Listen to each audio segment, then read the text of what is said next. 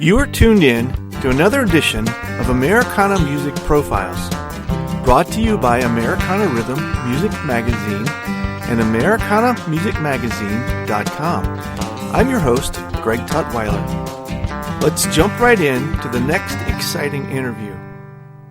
My guest for this edition of Americana Music Profiles is Eli Smith, founder and producer of the 12th Annual Brooklyn Folk Festival. As of the time of this recording, the festival was scheduled for April 17th through the 19th. This festival has since been rescheduled until November 6th through the 8th, 2020. Join in as we talk about the origins of this festival and all of the great artists and features they have lined up for this creative event. Hi, Eli. Welcome to the podcast today. Hi, thank you. Glad to have you on.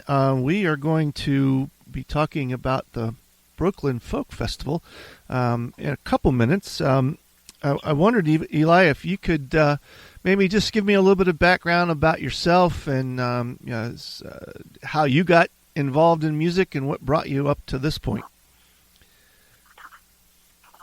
Yeah, sure, of course.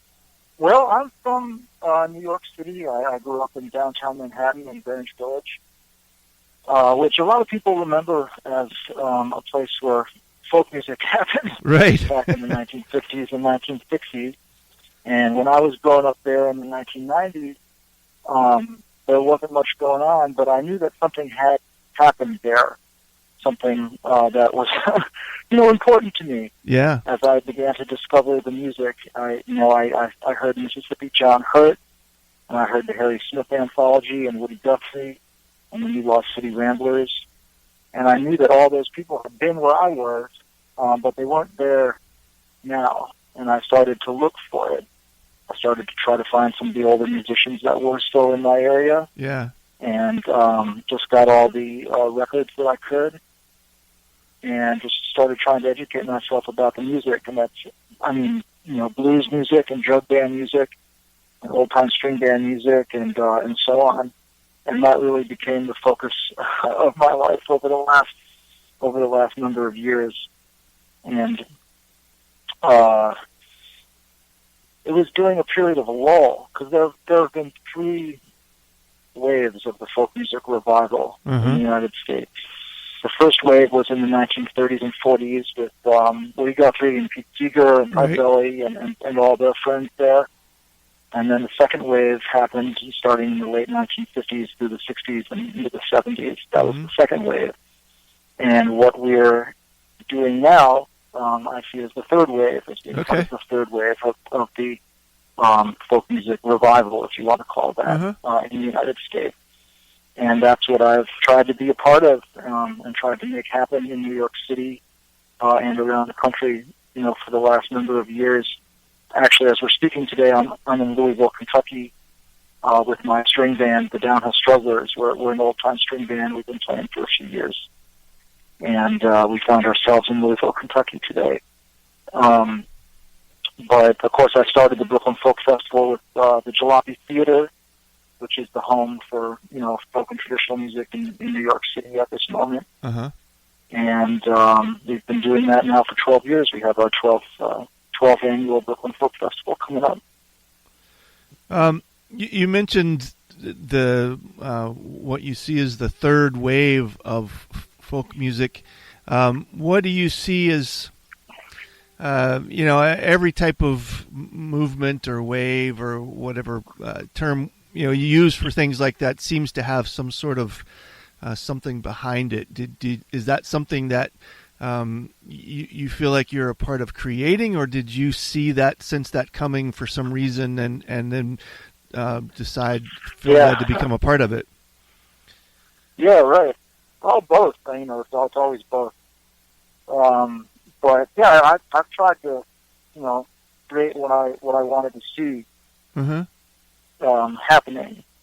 So when I thought of the Brooklyn Folk Festival back in 2008, we had our first festival in 2009. It seemed to me, I was surprised that there wasn't already a Brooklyn Folk Festival, because there was so much talent in that field for the music in New York City and around.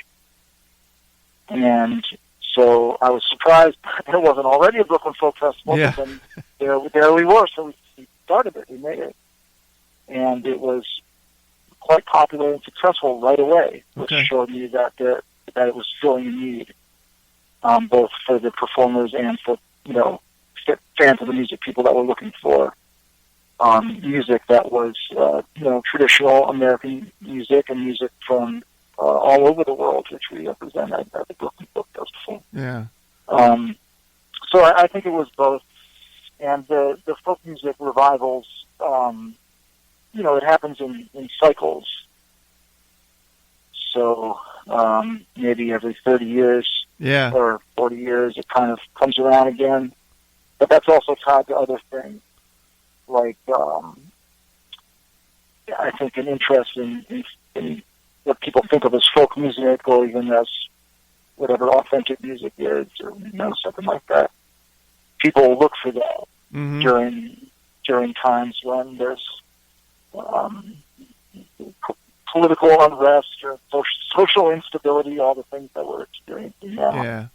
So they see war, it as economic recession. Yeah. People look for something authentic. Right, and I've always kind of felt like folk music seems to kind of have a surgence when people feel the need to make some sort of expression against, not necessarily against, I don't want to make it sound that way, but something that they feel led inside. Folk music seems to be kind of the outlet for making an expression about that. Yeah, absolutely. The idea of folk music has been tied in the United States to left-wing political ideals, definitely since the 30s. Mm-hmm. And, when did you see interest in folk music happening? In the 1930s during the Depression, and then again in the 1960s during the radical period, at that time. And now again. So if you want to look at it, with a sense of history, then it's not surprising. Yeah. So you're 12 years in. Have you sensed, or have you been able to see the festival itself causing growth in folk music, and if not nationally, at least in the surrounding communities where you're having the festival held?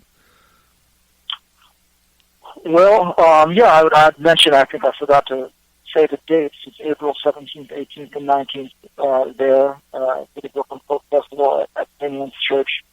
And your listeners can easily look up the festival on our website and find out all the information. There's about 50 different bands playing, as well as workshops and jam sessions and dances and film screenings and contests. So there's a lot to hear and do at the Brooklyn Folk Festival. It's quite a substantial festival at this point. Ticket prices are low. It's quite convenient to get to in downtown Brooklyn. And to your question, I think the festival has grown a lot, over the 12 years, from being a small thing that was at the Jalopy Theater, which is, about 100 people maximum, to being at St. Anne's Church in downtown Brooklyn, which is a beautiful cathedral building. It seats 800 people. The festival often sells out. And, it's really become quite a substantial event, and I think something that people all over the country, and even from other countries, look forward to and travel to check out. I think it has contributed to the growth of the music, and there's very few festivals that actually book that are oriented towards traditional music. A lot of folk festivals are more oriented towards songwriters and towards stuff that's like traditionally based in one way or another. But what we do at the Brooklyn Folk Festival that's, I think, different is that we are focused on traditional music. Of course, we have wonderful songwriters, and I'm happy to announce that today we are announcing that Bonnie Prince Billy is being added to our lineup this year, which is exciting. Yeah. And he's an amazing songwriter and singer. But what our festival mostly presents is traditional music, as I mentioned, blues and jug band music and old-time music and different traditional styles of music from Mexico or from the Balkans or from various parts of Europe, West Africa. We really have it shows the real range of folk music. It's an incredibly diverse genre, and that's what we want to show people. How did you end up in the church? How did that become your main venue for the music? St. Anne's Church. Well, St. Anne's Church is, maybe some of you all listening have heard of it. It's a historic building in Brooklyn and a historic venue for music in addition to being a church. Mm-hmm. There have been some really amazing concerts there over many, many years, as well as theater and other stuff.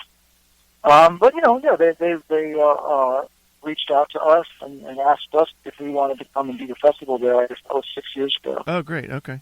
And we said, oh, yeah, definitely, for sure, because it's such a great place to see music. It sounds amazing in there, and it's a beautiful space. So it was a good fit.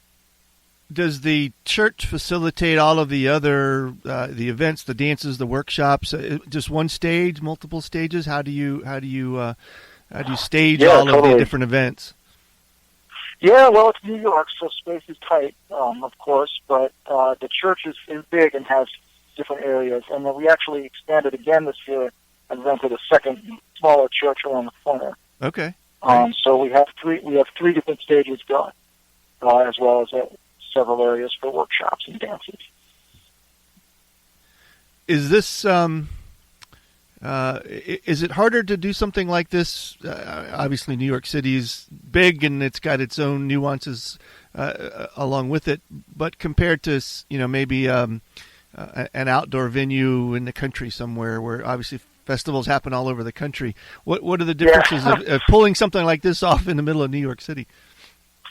Yeah, it's a hustle. New York's all about the hustle, especially these days that it's so gentrified, and so it's expensive to be there. It's really made it hard for artists and hard for working class people to be in New York City, and there's a lot of red tape, bureaucracy, and stuff like that. But we do it. We jump through the hoops that we have to jump through there, and all things considered, it's we're pretty good at it now. We've had a few years of experience, so it's all right. We thought about making it into, like an outdoor festival, either in Prospect Park, the big park in Brooklyn, or moving it, somewhere. But we really like having it actually as an urban festival in a downtown area, and having it really be accessible for people. And also, of course, we don't have to worry about whether it's going to rain or not. Right, yeah. And it creates also a more intimate space. When you hear the music in there, it will be different to hear it in an outdoor space. So, and I think folk music especially is powerful as in kind of an intimate setting, if that makes any sense. Right, yeah. And I may have asked you already and missed your answer, but do you have multiple stages, or is it just one main stage and back-to-back artists? We do have one main big stage that's really pretty cool. But no, as I mentioned, we have 3 stages going. We have 3 different stages, as well as areas for workshops and dances. And there's also a great selection of food that's actually curated by a folklorist that studies the foodways, the food traditions of New York's, many ethnic communities. So people can look forward to some tasty food as well. And did I read where you also actually feature some films during this festival? Yeah. We're actually, the film I'd like to mention is a film about John Cohen, the great musician, photographer, folklorist, who passed away last fall. He was a close friend of mine and a founder of the festival in many ways. And we played with him in our band, in our string band, the Downhill Strugglers. John was a founder of and played in the New York City Ramblers string band for 50 years. And he left us, he left the world this past fall. So we'll be honoring him in several ways at the festival this year. Okay. But we're happy to be premiering a new documentary film about his life. Oh, neat. Okay. So that's one of the films that I'd like to mention here.